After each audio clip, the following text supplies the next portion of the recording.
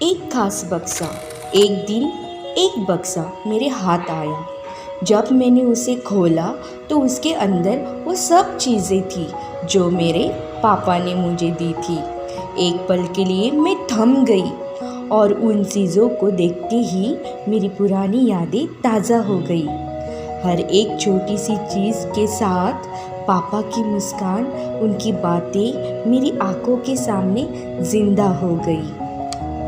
उनके दिए खिलौने देखकर मैं खुद से ही मुस्कुराने लगी, जैसे मैं फिर से अपने बचपन में जी रही हूँ। जैसे पापा मेरी उंगली पकड़कर मुझे चलना सिखाते हो। पर उसी पल एक आवाज़ ने मुझे जगा दिया और मेरी आंखों से आंसुओं का सिलसिला रुकने का नाम ही ना ले रहा था। मैंने पापा को हर जगह ढूंढा, जैसे उस बक्से में उनकी यादें सिमटी हुई थी। अब वो यादें ही मेरी ज़िंदगी का सबसे बड़ा मोल बन गई है। मेरे आंसुओं अब बारिश के बूंदों जैसे लगते हैं। पापा, अब मैं किसी से ज़िद नहीं करती जैसे आपसे किया करती थी।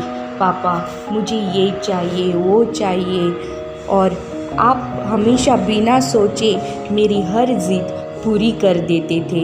याद है पापा, एक बार मैंने कहा था कि मुझे एक ड्रेस चाहिए और आप तुरंत लाकर दे दिए थे। सबसे पहले घर वालों की शॉपिंग और फिर मेरी मनपसंद की ड्रेस। ना जाने कितनी दुकानों में आप मेरे साथ घूमते रही, बिना उफ किए, सिर्फ मेरी खुशी के लिए। पापा, अब मैं ऐसी ज़िद नहीं करती, जो मिले वही खरीद लेती हूँ।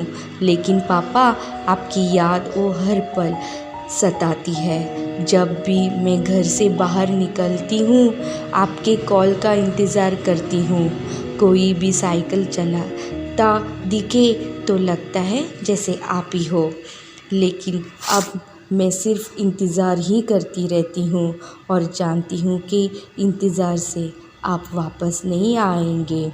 अब सिर्फ आपकी यादें ही मेरा सहारा है।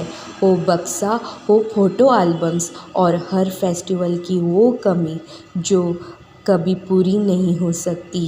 पापा, बस एक बार लौट आओ, बस एक बार लौट आओ। आपकी बेटी आपको बहुत याद करती है।